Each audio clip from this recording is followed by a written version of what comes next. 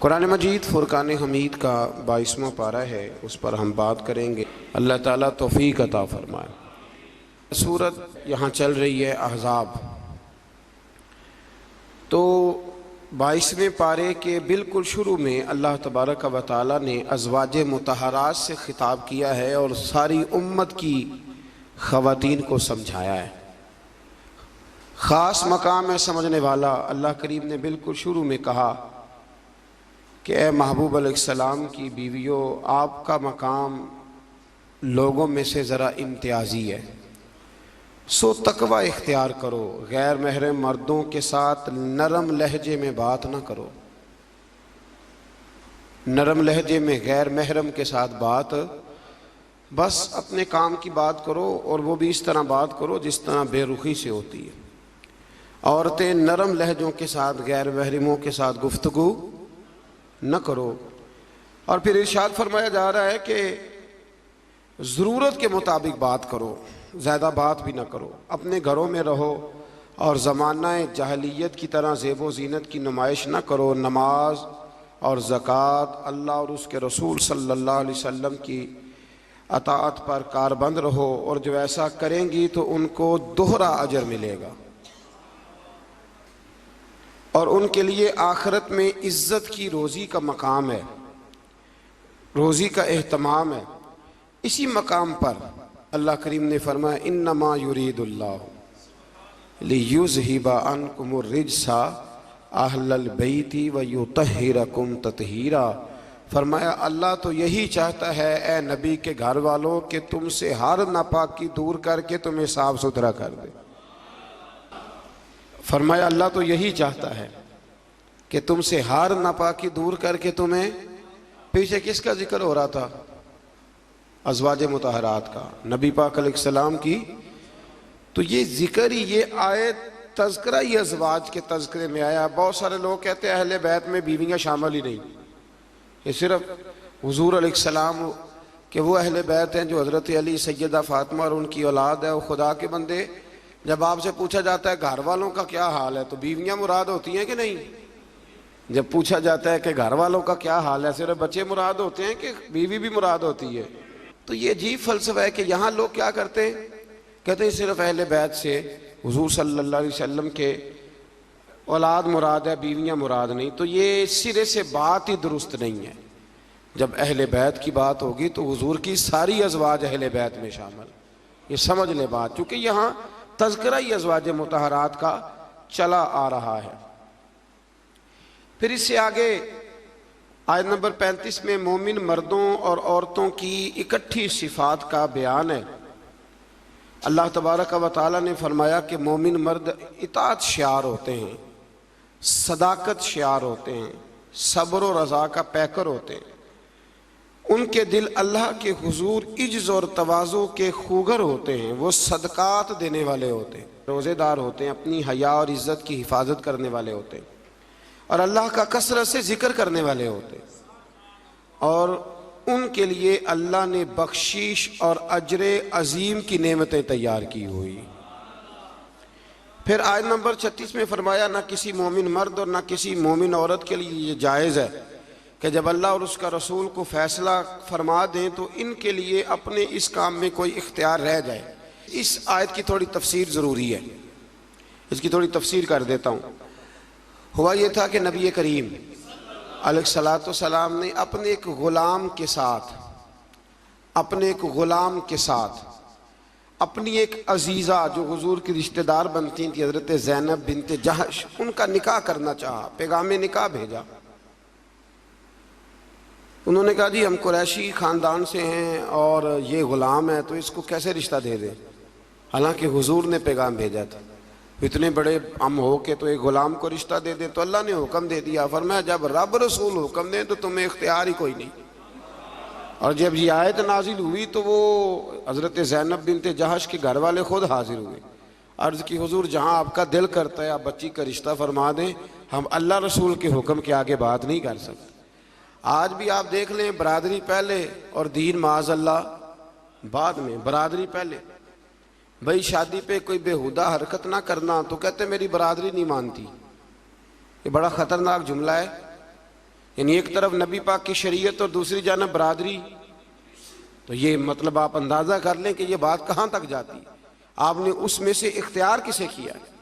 हमारी बरादरी वही है जिस बरादरी में हज़रत बिलाल हबशी शामिल है, हज़रत सुहैब रूमी और अम्मार यासर शामिल, वो हमारी बरादरी है। एक हो मुस्लिम हरम की पासबानी के लिए, अल्लाह तौफीक अता फरमाए। फिर इससे आगे आयत नंबर 37 से ये मसला बयान हुआ है कि जो मुंह बोला बेटा है वो हकीकी बेटे के हुक्म में नहीं होता, वो हकीकी बेटे के हुक्म में नहीं होता। वो मैं पीछे भी बता चुका हूँ। हुआ ये था कि एक मुंह बोले बेटे ने तलाक दी थी, तो नबी करीम अलैहिस्सलाम के वो मुंह बोले बेटे थे, तो उनकी ज़ौजा से हुजूर ने निकाह करना चाहा। लोगों ने कहा कि ये तो ये वाला मामला है, तो फरमाया वो जो मुंह बोला बेटा है वो मुंह बोला बेटा ही होता है। मुझसे एक दफ़ा एक दोस्त ने सवाल पूछा था कि मुंह बोली जो बहन होती है तो भाई वो गैर महरम होती है।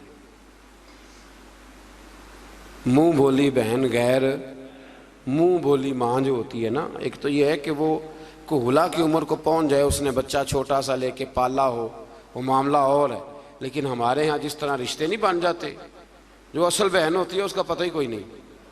और भाई जिसको अल्लाह रसूल ने तेरी बहन बनाया तुझे वो पसंद क्यों नहीं, और जिसको रब करीम ने तेरे लिए रिश्ता बनाया है तुझे वो रिश्ता कबूल क्यों नहीं। अल्लाह तबारक व तआला हकीकी मफहूम की तरफ हमारी तवज्जो लगाए, इसी में हमारा फ़ायदा है।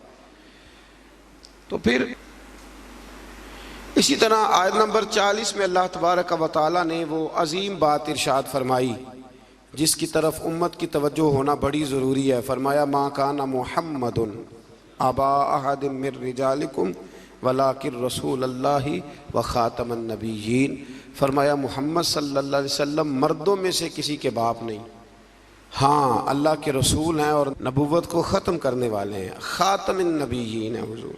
हुजूर ने फरमाया मैं आखिरी नबी हूँ, मेरे बाद कोई नबी, मेरे बाद कोई नबी ज़रूरत भी कोई नहीं, इसलिए कि मेरे नबी ने कमी छोड़ी कोई नहीं, ज़रूरत ही कोई नहीं, हाजत ही कोई नहीं, ज़रूरत ही कोई नहीं। बिला वजह बाद लोगों को अल्लाह तबारक व तआला माफ़ करे रोटी पेट भर के खाने को नहीं मिलती तो नबूवत का दावा कर देते। और अजीबो गरीब किस्म के लोग हैं जो मैदान में आ निकलते हैं, और मुझे तो उन लोगों की समझ नहीं आती जो दलीलें पूछते हैं और फिर बाद में कहानियाँ सुनाते हैं। तो भाई हुजूर आखिरी नबी हैं, रसूल करीम के बाद कोई नबी आ सकता? एक बात को समझें, हुजूर का ताज है ख़त्म नबूवत, ये नबी पाक की नशिस्त है ख़त्म नबूवत, यानी नबी ख़त्म हो गए तो आखिरी नशिस्त पे हुजूर बैठे हैं। तो अब जो कहता है कि मैंने भी बैठना है तो बेअदबी करता है कि नहीं करता? इसलिए कादियानी इतने बुरे हैं, उनसे मुसलमान इसलिए बेजार रहते हैं कि वो बहुत बड़ी बेअदबी करते हैं। वो नबी करीम अलैहिस्सलाम के बाद किसी को ज़िल्ली और किसी को बुरूज़ी नबी मानते हैं। भाई रसूल करीम पर नबूवत ख़त्म हो गई और नबी करीम अलैहिस्सलाम फरमाते हैं मेरे बाद कोई नबी। फरमाया अगर कोई हो सकता होता ना तो खत्ताब का बेटा उमर होता, जिनमें सिफतें हैं लेकिन जो हो सकते थे जब वो नहीं हुए। जो हो सकते थे तो एक काना आदमी, वो काना था मिर्ज़ा, एक आंख से काना था और अजीब उसके बातें थीं, बड़े बड़े अजीब उसको अमराज थे। उसने उठ के दावा कर दिया तो बड़े बड़े अजीब लोग हैं ना, मानने वाले तो शैतान को भी मानते जाते हैं, माज़अल मानने वाले तो सबको मिल जाते। अल्लाह तबारक व तआला हमेशा हक पर इस्तकामत अता फरमाए। फिर इससे आगे नबी करीम सल्लल्लाहु अलैहि वसल्लम की कुछ और सिफ़ात का बयान है। अल्लाह करीम ने फरमाया या अय्युहन नबिय्यु इन्ना अरसलनाका शाहिदन व मुबश्शिरन व नज़ीरा, ए महबूब बेशक हमने आपको भेजा है गवाह बनाकर, खुशखबरी देने वाला बनाकर, डर सुनाने वाला बनाकर, वदाइयन इलल्लाहि बिइज़्निही, और हमने आपको अल्लाह की तरफ बुलाने वाला बना के भेजा है, वो भी अल्लाह के हुक्म से, वसिराजम मुनीरा, और हमने आपको चमकता हुआ आफताब बना के भेजा है। तो नबी करीम अलैहिस्सलाम को अल्लाह ने ये सिफ़ात अता फरमाई है, शान अता फरमाई है। एक बात आप यहाँ रुक के ज़रा सोचिएगा, कुछ लोग कहते हैं जी शान मुस्तफ़ा का जलसा करने की क्या ज़रूरत। मिराज मुस्तफ़ा, मिलाद मुस्तफ़ा, आप सीधा सीधा नमाज रोज़े की बात बताएं, शान बयान करना क्यों ज़रूरी है? ये बहुत बड़ा मसला है। बाज़ लोग कहते हैं जी आप सीधा सीधा कहें कि हुजूर ने फरमाया सच बोलो, खरी बात करो और दयानतदार। ये आप क्या, हुजूर शान बड़ी थी, अजमत बड़ी थी, तो भाई इन आयात में अल्लाह क्या बयान कर रहा है? कहा मेरा महबूब नज़ीर भी है, बशीर भी है, सिराज मुनीर भी है। ये सारी सिफतें अल्लाह ने कुरान में बयान की, और एक जगह पे नहीं दर्जनों जगह पे वाज़े आयात में। वैसे तो सारा ही कुरान हुजूर की तारीफ है, और ये मैं नहीं कह रहा, ये हज़रत आयशा सिद्दीक़ा फरमाती, काना खुलुकुहुल कुरान, फरमाया अगर तुमने हुजूर अलैहिस्सलाम के अखलाक देखने हो तो कुरान पढ़ लो। तो इसलिए ये अज़मतों और शानों का बयान ये तरीका है, ये मुसलमान की रूह की ग़िज़ा है। अल्लाह हमें समझने की तौफ़ीक़ अता फरमाए। फिर आयत नंबर 53 से नबी पाक अलैहिस्सलाम की बारगाह के आदाब बयान हुए कि बग़ैर इजाज़त नबी के घर में दाखिल ना हो, दावत ताम हो तो खाना खा के मुंतशिर हो जाओ। खाना खा लिया तो अब हुआ ये कि हुजूर ने दावत पकाई कुछ सहाबा की, तो खाना खा के बैठ गए गपशप करने के लिए। तो महबूब करीम ने एक दो दफ़ा देखा कि अब ये जाएं, हुजूर ने आराम करना था, लेकिन कुछ लोग बैठ गए। तो अल्लाह करीम ने फरमाया जब खा लिया है ना, अब जाओ मुंतशिर हो जाओ। गोया रब करीम अपने महबूब के दरबार के आदाब बयान फरमाता है, अल्लाह बयान फरमाता है। अल्लाह अकबर। नबी की बीवियों से कोई चीज़ मांगो तो पर्दे के पीछे से मांगो। नबी की बीवियों से आपकी रहलत के बाद दायमी तौर पर मुसलमानों का निकाह ममनू है। अपने किसी भी अमल से अल्लाह और उसके रसूल सल्लल्लाहु अलैहि वसल्लम को तकलीफ न दो। शान रिसालत में अजीम तरीन आयत है आयत नंबर 56, बड़ी अजीम आयत। कौन सी भला? इन्नल्लाह व मलाइकतहू, फरमाया बेशक अल्लाह और उसके फरिश्ते युसल्लूना अलन नबी, नबी करीम पर दुरूद भेजते हैं। अल्लाह भी भेजता है, अल्लाह के फरिश्ते भी दुरूद पढ़ते हैं। या अय्युहल्लज़ीना आमनू सल्लू अलैहि वसल्लिमू तस्लीमा, ए ईमान वालो तुम भी नबी पाक पर दुरूद पढ़ो और खूब सलाम पढ़ो।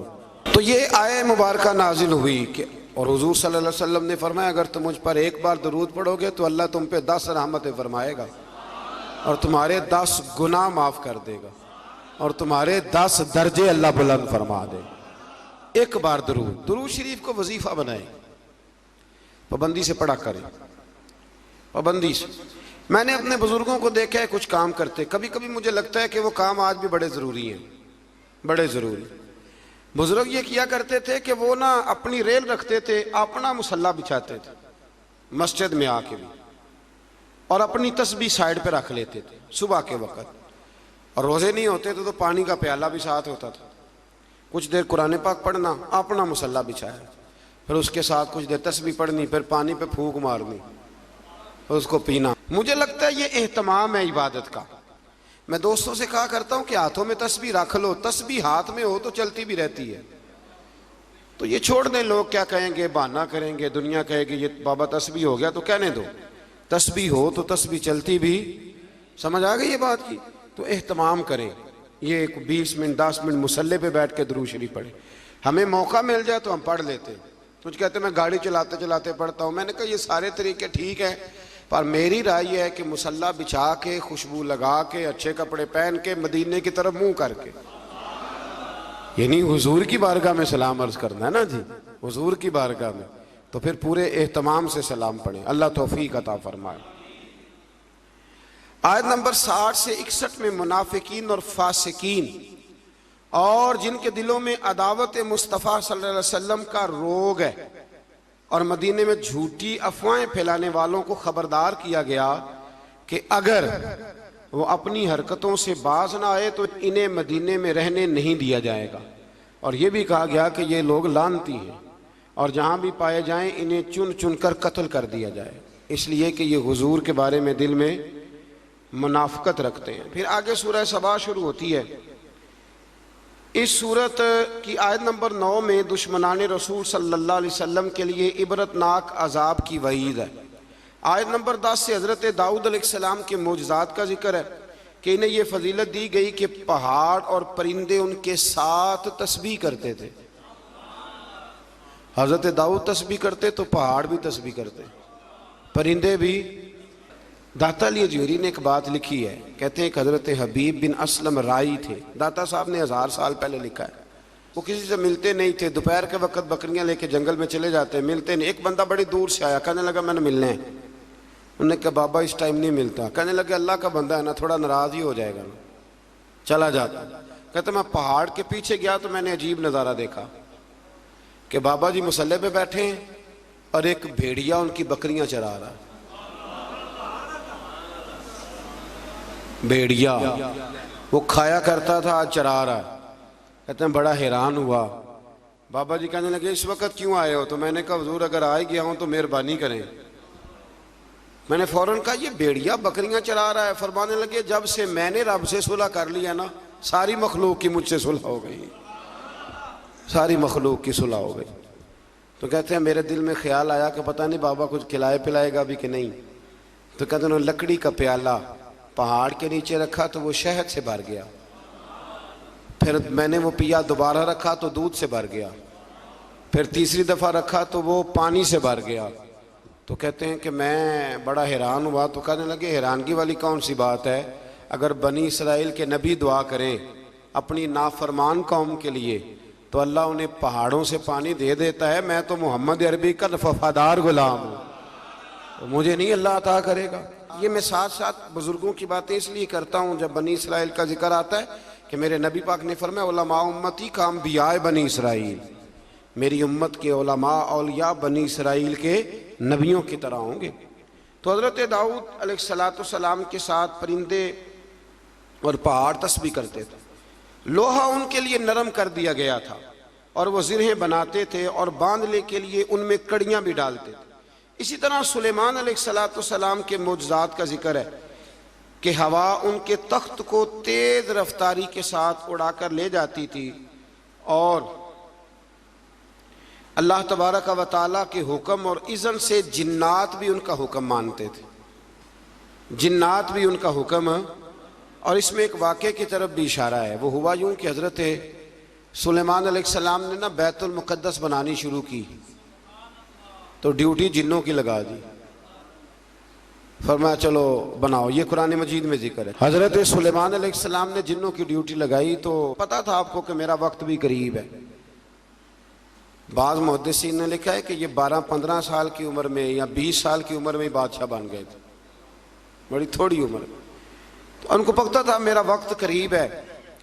तो बैतुल मक़दस जो है उसकी तामीर का आगाज़ तो किया था हज़रत दाऊद अलैहिस्सलाम ने, इनके वालिद ने। वो विसाल कर गए थे, इनको वसीयत कर गए। हज़रत सुलेमान हम उसको उन्हीं बुनियादों पर बना रहे थे तो ड्यूटी लगाई जिन्नों की कि बनाओ। पता था मेरा वक्त करीब है तो अर्ज़ करने लगे मालिक अगर मैं दुनिया से चला भी जाऊं तो इनसे पोशीदा रखना, चला भी जाऊं तो इनसे पोशीदा रखना, जिन्नों से। मैं पर्दा कर गया हूं तो अपनी लाठी पर टेक लगा के खड़े हो गए। जिन काम करते रहे वो करते ही रहे, करते ही रहे, करते ही रहे। उनको पता था कि हज़रत सुलेमान खड़े हैं, ज़रा भी हरकत की ना तो नाराज़ हो जाएंगे। कुछ ने लिखा है कि कई महीने बीत गए, हज़रत सुलेमान खड़े हैं। जब काम मुकम्मल हो गया ना तो फिर अल्लाह ने हुक्म दिया ज़मीन को कि सुलेमान को नहीं उनकी लाठी को तो खा जा। तो फिर लाठी को ज़मीन ने खाना शुरू किया। वो लग जाती है ना कुछ चीज़ें लकड़ी को जो खाती हैं, ने खाना शुरू किया तो डंडा टूटा तो आप ज़मीन पे तशरीफ़ लाए। फिर जिन्नों को पता चला कि हज़रत सुलेमान तो विसाल कर गए। कितनी देर ऐसा रहा। अल्लाह तबारक व तआला कितने महीने नबी, ये कुरान मजीद पढ़ रहा हूँ, आप 22वें पारे की तिलावत करें तो अगर हज़रत सुलेमान कितने महीने इंतकाल के बाद भी खड़े रहें तो उनको कुछ नहीं होता, तो बताइए ना फिर हुजूर का वो फरमान कितना हक और सच है कि अल्लाह ने हराम कर दिया है ज़मीन नबियों का वजूद खाती ही नहीं। इन्नल्लाह हर्रमा अलल अर्द अन ताकुल अजसादल अंबिया फनबियुल्लाह हय्युन। फरमाया अल्लाह ने हराम कर दिया है ज़मीन पर वो नबियों के जिस्मों को खाती। अल्लाह के हर नबी जिंदा है और वो रिस्क दिए जाते हैं। अल्लाह समझने की तौफीक दे।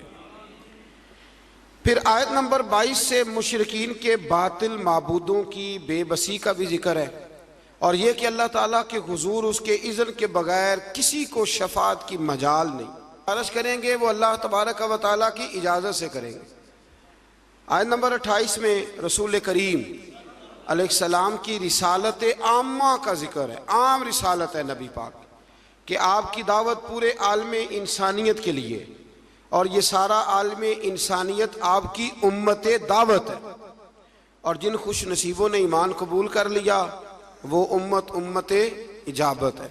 एक है नबी पाक की उम्मत दावत, तो वो जिसका अल्लाह रब है ना, उन सब की तरफ हुजूर रसूल बन के आए, यानी सबको हुजूर ने दीन की दावत देनी है। हाँ, जो दावत कबूल कर ले फिर वो उम्मत इजाबत है, कबूल करने वाली उम्मत। अगली आयात में इसी मफहूम को बयान किया कि अपने अहद के जाबिरों और मुतकब्बिरीन को आखिरत में उनके अहद के कमज़ोर तबकात के लोग ये कहेंगे कि हमारे ईमान से मारूमी का सबब तुम बने थे। मजीद बताया कि पिछली उम्मतों के खुशहाल लोग माल और दौलत की फरावानी को अपनी मकबूलियत की दलील समझते थे। कहते थे हम अल्लाह के करीबी हैं इसीलिए तो इतनी माल और दौलत दी है अल्लाह ने हमें, इसको वो दलील बनाते थे। हालांकि माल और दौलत कोई दलील अगर ये करीब होने का जरिया होती तो सबसे ज़्यादा मेरे नबी पाक की तिजोरियों में होती, ये कोई दलील नहीं। अल्लाह ने फरमाया कि उसका कुर्ब माल और दौलत की फरावानी से नहीं मिलता बल्कि ईमान और अमले साले की दौलत से मिलता है।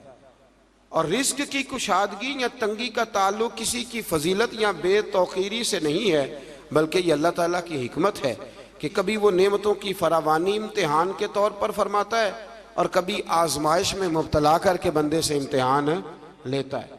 आयत नंबर 40 में अल्लाह ताला के फरिश्तों से सवाल कि क्या ये लोग तुम्हारी इबादत करते हैं। फरिश्तों का अल्लाह ताला की तस्बीह बयान करते हुए इसकी बंदगी का इजहार किया, इस बात का अल्लाह ने इस आयत में जिक्र किया। आयत नंबर 45 में फरमाया कि उन कुफार से पहले जिन लोगों ने रसूल को झुटलाया, हमारे रसूलों को, इनसे कुव्वत और दबदबा में वो लोग ज्यादा मजबूत थे।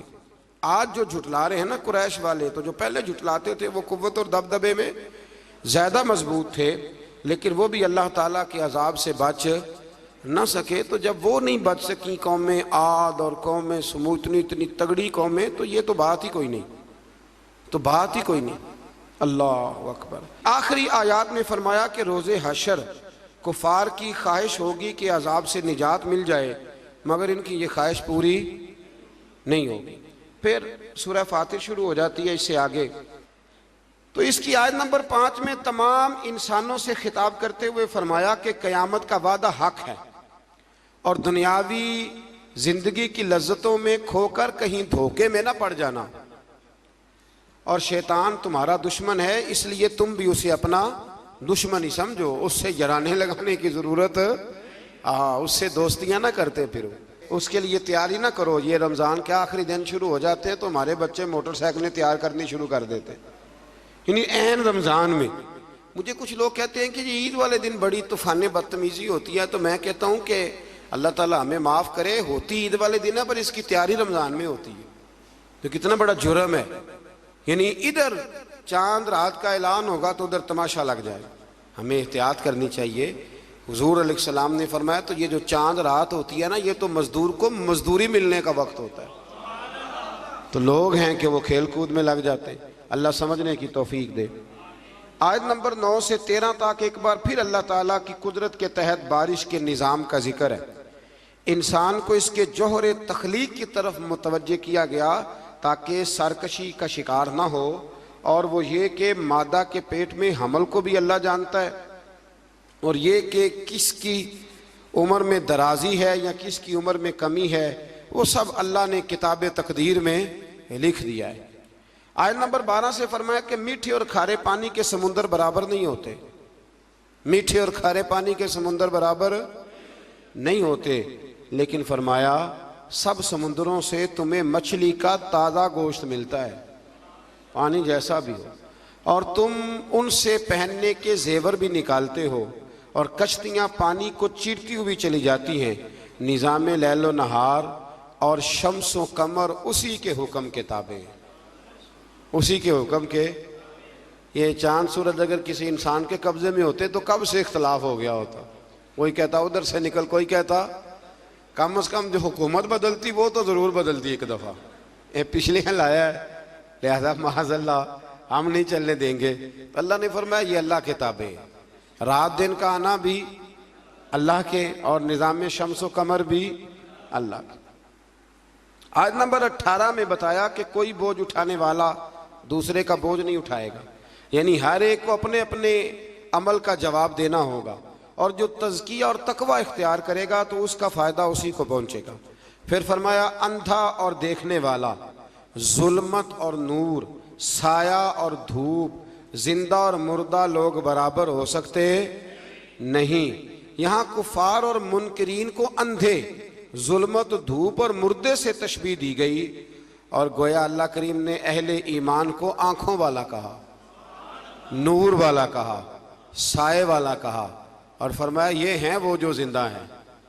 काफिर जिंदा रह के भी जिंदा, इकबाल ने कहा था जिंदगी जिंदा दिली का नाम है, और मुर्दा दिल क्या खाक जिया करते। तो दिल जिंदा हो तो फिर हर शय। एक दानश्वर का एक कौल है, वो कहा करते थे रिश्ते एहसास के होते, रिश्ते और एहसास ना हो तो फिर रिश्ते भी।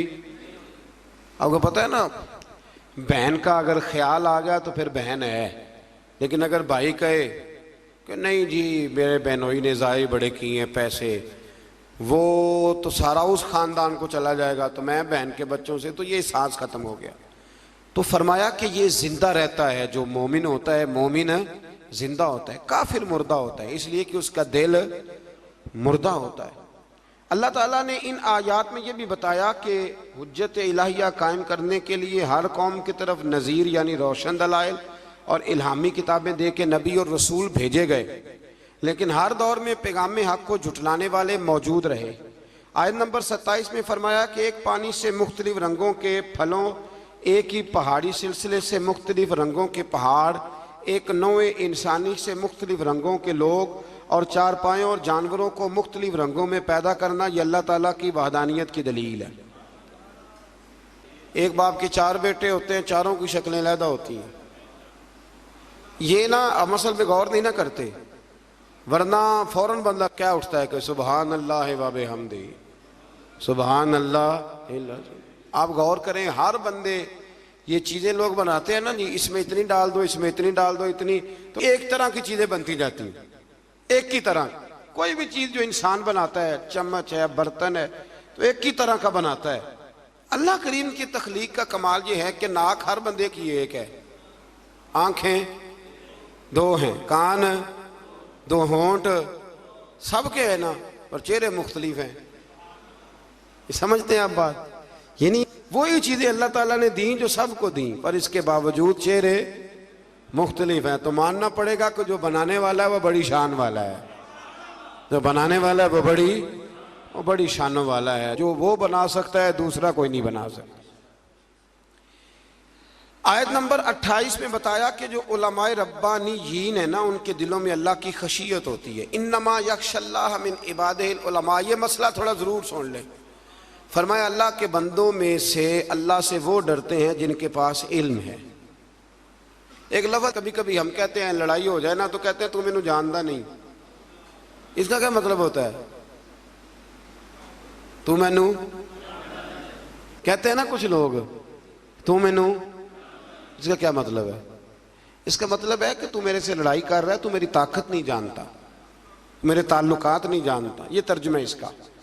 तू मेरी दौलत को नहीं जानता, मैं कितने लोग मेरे हैं चाहने वाले, प्यार करने वाले, या मेरे खानदान वाले, तू जान, ये मतलब होता है कि तू मुझे जानता। जो जानता होता है वो डरता है, जो नहीं जानता वो ऐसे होता है। जो बंदा रब को जानता नहीं ना वो नहीं डरता, और जो जान लेता है ना वो डरता है। पता चल जाता है कितनी कुदरतों वाला है। मेरे रसूल करीम अलैहिस्सलाम ने फरमाया, मैं तुम सब से बढ़कर रब को जानता हूं और मैं तुम सबसे ज्यादा अल्लाह से डरता हूं। इसलिए ज्यादा बातें करने वाला आलिम नहीं होता, अल्लाह से ज्यादा डरने वाला आलिम होता है। जो बंदा कहता है मैं किसी को बोलने नहीं देता, मैं बड़ी कहानियाँ सुनाता हूँ, तो ये इल्म की अलामत नहीं। इन्नमा यख्शल्लाह मिन इबादिहिल उलमा, अल्लाह के बंदों में से जो आलिम है वो अल्लाह से डरते हैं। अगर तू ज़्यादा डरता है तो तू बड़ा आलिम है, अगर तू नहीं डरता फिर तू अनपढ़ है। ये तो अपने आप से पूछ ले। अब लोग कहते हैं जो जरी हो जाए, जो बेदरेग बोले वो आलिम है। ना भाई, जो सोच सोच के बोले, जो डर डर के बोले, जो एहतियात से बोले, असल आलिम वही होता है। अल्लाह तौफीक अता फरमाए। आयत नंबर 32 में अल्लाह ताला ने अपने नेक बंदों की बरगुज़ीदा और चुनीदा और नेकी के कामों में सबकत करने वाले फरमाकर जन्नत की उन नेमतों का जिक्र फरमाया जो अल्लाह ताला ने इन साले बंदों के लिए तैयार की हुई। फिर आयत नंबर 40 में मुशरिकों के माबूदाने बातला का जिक्र है। आयत नंबर 41 से फरमाया कि अल्लाह ताला आसमानों और ज़मीनों को अपने मरकज़ से हटने नहीं देता, और अगर वह अपने मरकज़ से हट जाएं तो अल्लाह के सिवा कोई दोबारा उनको अपनी जगह पे कायम करने वाला नहीं है। आयत नंबर 45 में फरमाया कि अल्लाह ताला लोगों की बदआमालियों की वजह से उनकी गिरफ्त फरमाता तो रूए ज़मीन पर कोई जानदार जिंदा ना होता। अगर अल्लाह ताला लोगों के गुनाहों की वजह से उनको पकड़ता तो फिर कोई मौजूद तो मर गए होते, सारे ख़त्म हो गए होते। लेकिन वो एक वक्त मुकर्रर तक इन्हें ढील दे रहा है। बस जब इनका वक्त आ जाएगा तो अल्लाह ताला अपने बंदों को खूब देख रहा है। अल्लाह ताला हम सब की हाज़िरी को मकबूल फरमाए।